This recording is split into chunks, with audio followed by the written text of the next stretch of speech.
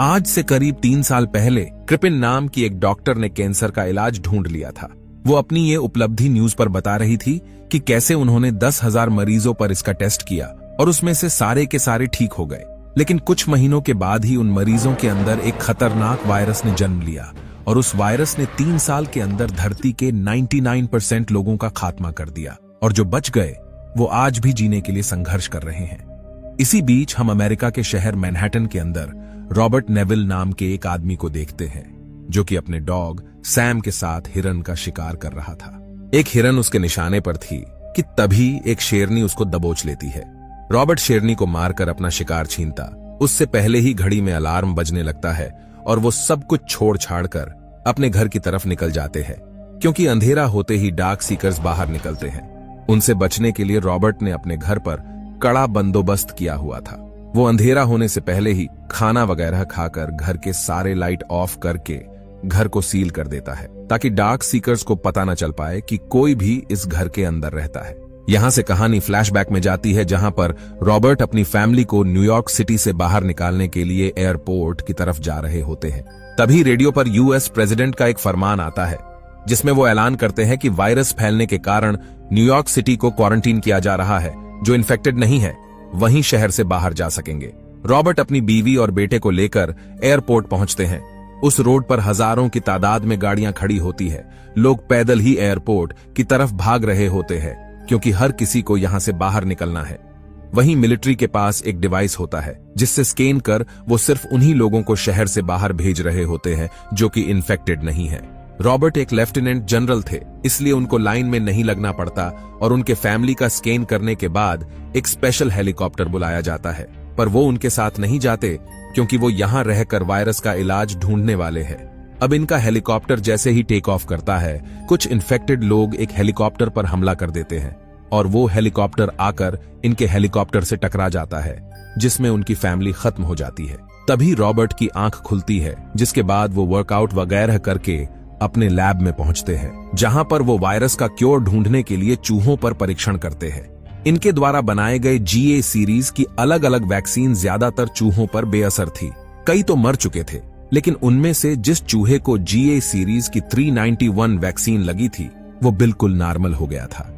Robert अपने vlog में बताते हैं कि वैक्सीन 391 इंसानों पर टेस्ट करने के लिए तैयार हैं। इसके बाद वो सैम को लेकर खाने की तलाश में निकल जाते हैं, और जैसे ही दिन के 12 बजता है, FM के हर एक फ्रीक्वेंसी पर उनका एक ब्रॉडकास्ट शुरू होता है, जिसमें वो कहते हैं कि मेरा नाम रॉबर्ट नेविल है। न्यूयॉर्क सिटी में शायद मैं अकेला बचा हूं। हर रोज सूरज जब सर पे होगा तो मैं साउथ स्ट्रीट सी पोर्ट पर मिलूंगा। अगर तुम मुझे सुन रहे हो और अगर तुम्हें मदद चाहिए तो मैं खाना दे सकता हूं, रहने की जगह दे सकता हूं, वायरस से सुरक्षा दे सकता हूं। अगर कोई मुझे सुन रहा है, कोई भी, तो प्लीज ये जान लो कि तुम अकेले नहीं हो। तभी सैम की नजर एक हिरन पर पड़ती है, जिसके बाद ये दोनों उसका शिकार करने के लिए उसके पीछे पड़ जाते हैं। सैम उसके पीछे भागते भागते एक अंधेरी बिल्डिंग में घुस जाता है। उसके अंदर जाते ही रॉबर्ट काफी परेशान हो गया था, क्योंकि अंदर डार्क सीकर्स हो सकते थे। अब वो अपनी जान की परवाह किए बगैर गन की लाइट जलाकर धीरे धीरे अंदर जाता है, क्योंकि वो सैम को खोना नहीं चाहता। सैम उसके लिए उसकी जान से भी बढ़कर था।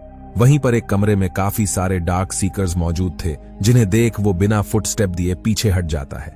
पीछे हटते ही उसे सैम की आवाज सुनाई देती है। वो डर कर एक डेस्क के नीचे छिपा हुआ था। वहीं पर एक डार्क सीकर उस हिरन को खा रहा था, जिसका पीछा करते हुए सैम अंदर घुसा था। वो इनको देखते ही इन पर हमला कर देता है। ये दोनों जी जान लगाकर वहां से भागते हैं। एक डार्क सीकर रॉबर्ट को पकड़ने ही वाला था कि तभी वो बिल्डिंग से छलांग लगाकर बाहर निकल जाते हैं, और जैसे ही डार्क सीकर रोशनी में आते हैं, उनका स्किन जलने लगता है और वो तड़फड़ाकर मर जाते हैं, यानी कि वो धूप में नहीं निकल सकते।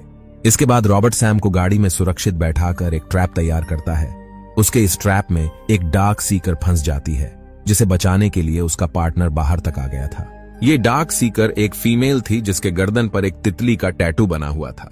अब रॉबर्ट इसे GA सीरीज की वैक्सीन 391 लगाते हैं।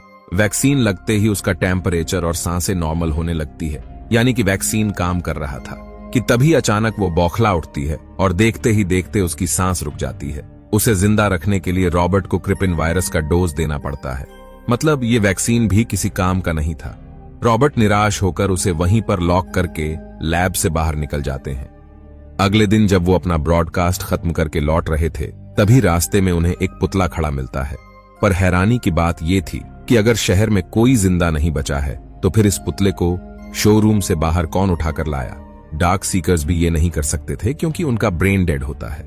रॉबर्ट पता करने के लिए उसके करीब जाते हैं, लेकिन किसी ने वहां पर ट्रैप बिछाया था, जिसमें फंसते ही उनका सर जमीन से टकराता है और वो बेहोश हो जाते हैं। और जब उनकी आंख खुलती है, सूरज ढलने वाला होता है।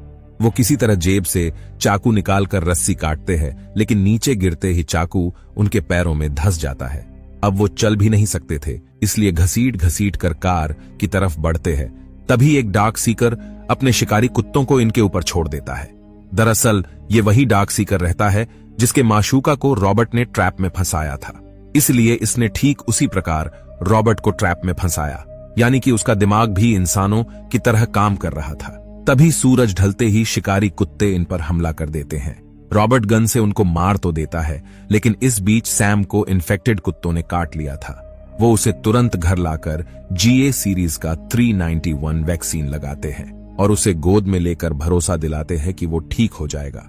पर कुछ देर बाद ही वो बदल जाता है, जिस वजह से रॉबर्ट को अपने ही हाथों अपने जिगर के टुकड़े को मारना पड़ता है। अब वो नम आंखों से उसे दफना देते हैं और जैसे ही रात होती है, बदले की आग में डार्क सीकर्स को मारने निकल जाते हैं। शायद उनके पास अब जीने की कोई वजह नहीं बची थी। जो आदमी डार्क सीकर्स से इतना डरता था कि रातों को टब के अंदर सिकुड़कर सोता था, आज वो निडर होके उनके ऊपर गाड़ी चढ़ाते जा रहा था। लेकिन कुछ देर में ही डार्क सीकर्स उनकी गाड़ी को पलट देते हैं और उनको मारने ही वाले होते हैं कि तभी एक गजब की रोशनी चमकती है और एक सर्वाइवर रॉबर्ट को बचा ले जाता है। दरअसल वो एक लड़की रहती है जो रॉबर्ट के बेहोश होने से पहले ही उनके घर का पता पूछ लेती है, और जब उनकी आंख खुलती है तो वो अपने घर पे होते हैं। गाड़ी पलटने के बाद से उनको कुछ भी याद नहीं होता, इसलिए आहट सुनते ही वो गन लेकर उस तरफ जाते हैं जहां पर उनकी मुलाकात एना और उसके बेटे ईथन से होता है। वो यहां पर रॉबर्ट का ब्रॉडकास्ट सुनकर आए थे। उनके ग्रुप में 5 लोग थे जो मैरीलैंड से चलकर यहां आ रहे थे, लेकिन यहां पहुंचने से पहले ही डार्क सीकर्स ने उनके 3 लोगों को खा लिया। अब वो यहां से वर्मोंट जाने वाली है, पहाड़ों की बस्ती में, जहां पर आज भी लोग इस वायरस से बचे हुए हैं। रॉबर्ट कहते हैं कि कहीं भी कोई बस्ती नहीं बचा, सबके सब मर चुके हैं। पर एना ने सुना था कि ये वायरस ठंड बर्दाश्त नहीं कर सकता। ये बात रॉबर्ट को तब समझ आती है जब ईथन घर के पास वाले स्विमिंग पूल में नहा रहा था। ईथन कहता है कि यहां का पानी बहुत ठंडा है। तभी रॉबर्ट के दिमाग की बत्ती जलती है। वो समझ जाता है कि ठंड की वजह से ही डार्क सीकर्स ने आज तक उसके मछलियों को नहीं खाया। वो तुरंत बर्फ का जुगाड़ करके उस फीमेल डार्क सीकर को बर्फ पर लिटाकर वैक्सीन का डोज देना स्टार्ट करता है। इसी बीच एना भी वहां पर कॉफी लेकर आती है और रॉबर्ट से कहती है कि कल सुबह वो यहां से जाने वाली है और वो चाहे तो उनके साथ आ सकते हैं। पर रॉबर्ट इस वायरस का इलाज ढूंढे बिना कहीं नहीं जाने वाले थे। देखते ही देखते आज का दिन भी ढल चला था। रॉबर्ट हमेशा की तरह घर को शील करके ईथन को अपने बेटे के रूम में सुला देते हैं और जब नीचे आते हैं, बाहर डार्क सीकर्स के चिखने की आवाज आने लगती है। वो एना से पूछते हैं कि तुमने किस टाइम पर मुझे बचाकर घर लाया था। वो कहती है कि सुबह के 4 बजे, यानी कि उन्होंने पीछा करके इनका ठिकाना देख लिया था। उनकी संख्या हजारों में थी। जैसे ही वो घर के करीब आए, रॉबर्ट ने धमाका कर दिया। दरअसल उसने पहले से ही घर के चारों तरफ ग्रेनेड बिछाया था। इस धमाके में बहुत सारे डार्क सीकर्स मारे जाते हैं, फिर भी इनकी तादाद और बढ़ती जाती है। वो डार्क सीकर्स भी यहां आ चुका था जिसकी माशूका यहां पर कैद थी। अब वो घर में घुसकर उसे ढूंढना स्टार्ट करता है। रॉबर्ट देखते ही उसे शूट करते हैं, पर वो भाग निकलता है।